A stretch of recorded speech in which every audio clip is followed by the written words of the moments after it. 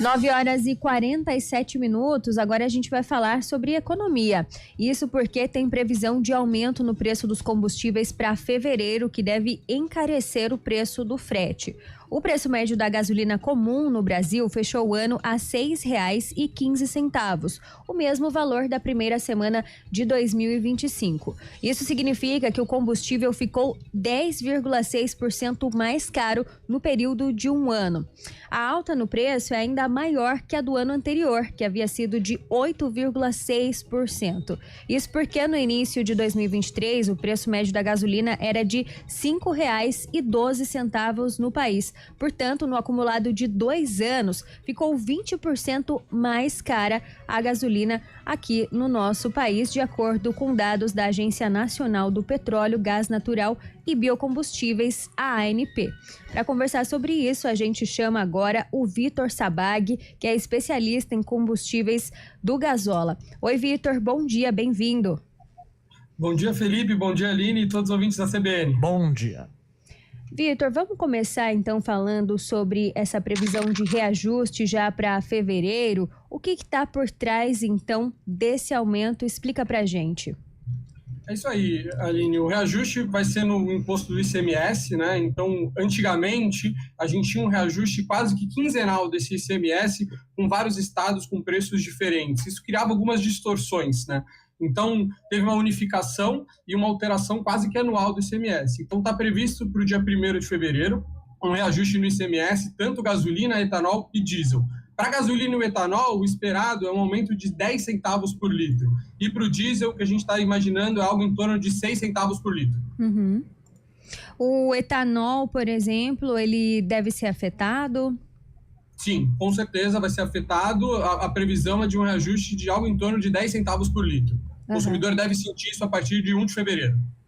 Ô, Vitor, reforça pra gente como é que é composto o preço dos combustíveis. Legal, bacana. Então, depende um pouco do combustível, mas em geral, quando a gente fala de gasolina, que é o principal produto no Brasil, a gente tem impostos como PIS, COFINS e o ICMS, e a gente tem o preço da gasolina A, que é o refinado pela Petrobras, e uma adição de 27,5% de etanol anidro no combustível. Então a gente tem o etanol hidratado, que é aquele que o consumidor consegue comprar e abastecer o carro dele, e a gente tem o etanol anidro, que é um biocombustível que compõe a gasolina C, que é a comercializada lá nos postos de combustível. Uhum.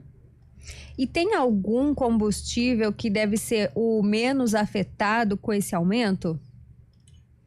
Pela previsão do ICMS é o diesel, tá? Mas é aquele negócio, o diesel é um ponto muito sensível, porque toda vez que a gente tem um aumento do preço do diesel na bomba, impacta os consumidores, obviamente, motoristas de caminhão e empresas com frota, mas também a inflação do país, né? O Brasil é extremamente dependente do modal rodoviário para escoar os produtos, tanto da indústria como varejo, e a gente sabe que qualquer tipo de aumento do diesel nas bombas impacta demais a inflação do Brasil.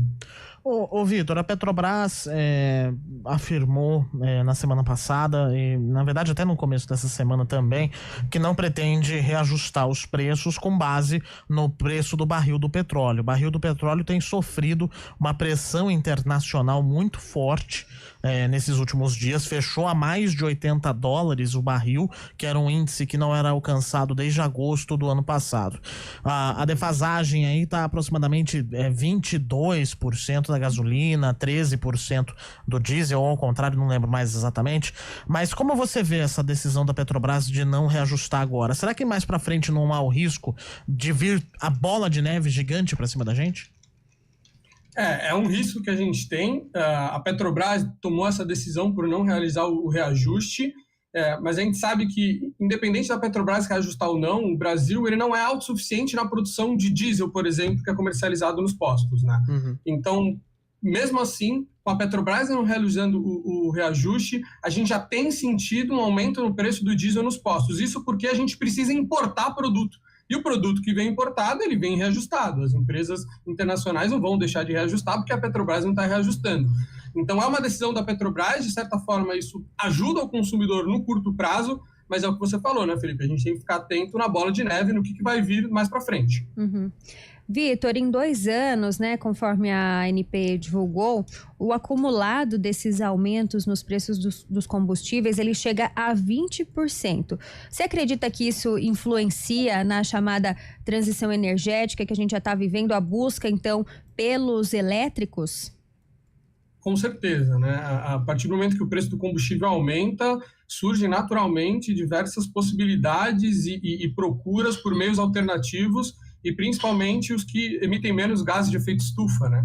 Então, nessa linha, foi promulgada recentemente a Lei do Combustível do Futuro, que é uma lei que incentiva a produção de biocombustíveis. São combustíveis de fontes renováveis que têm como objetivo a emissão do menor número de gases de efeito estufa.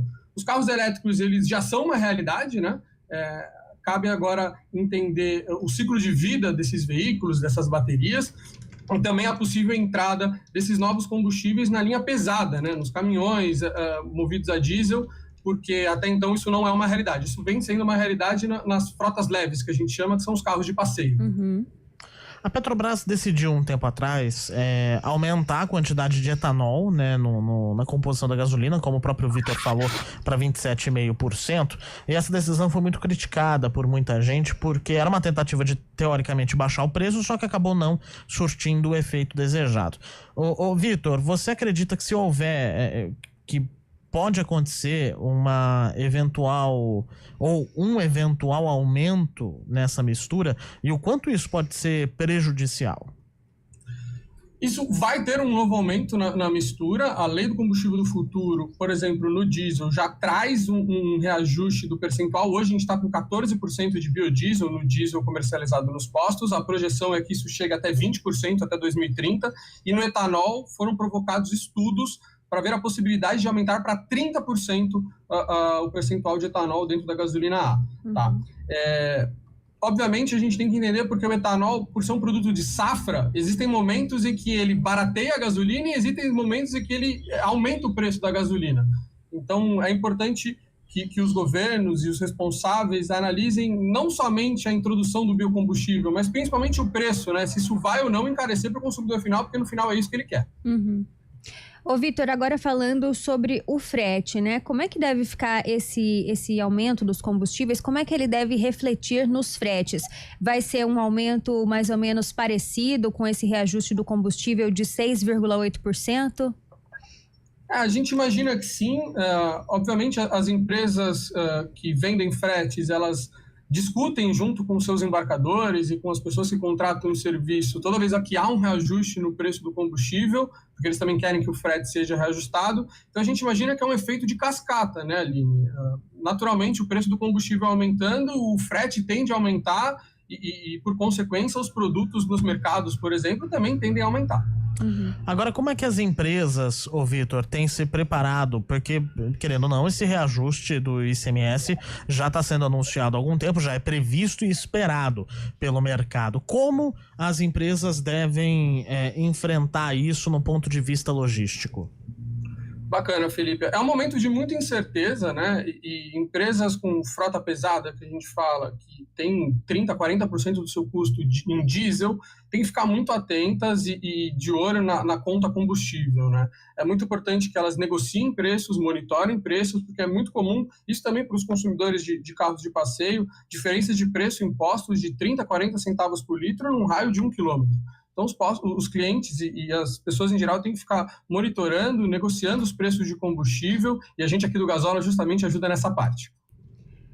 Vitor, tem dica para o consumidor conseguir economizar na bomba? Vale a pena fazer pesquisa?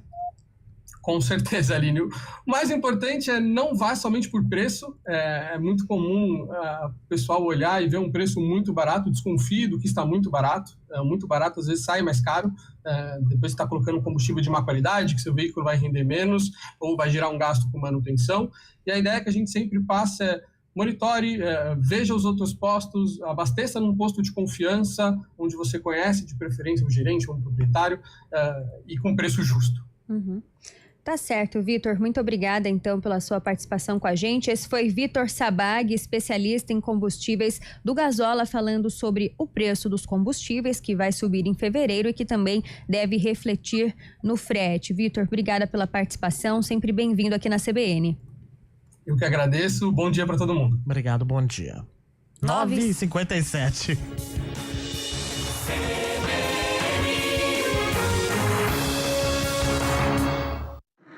Agosto é o mês mais crítico do período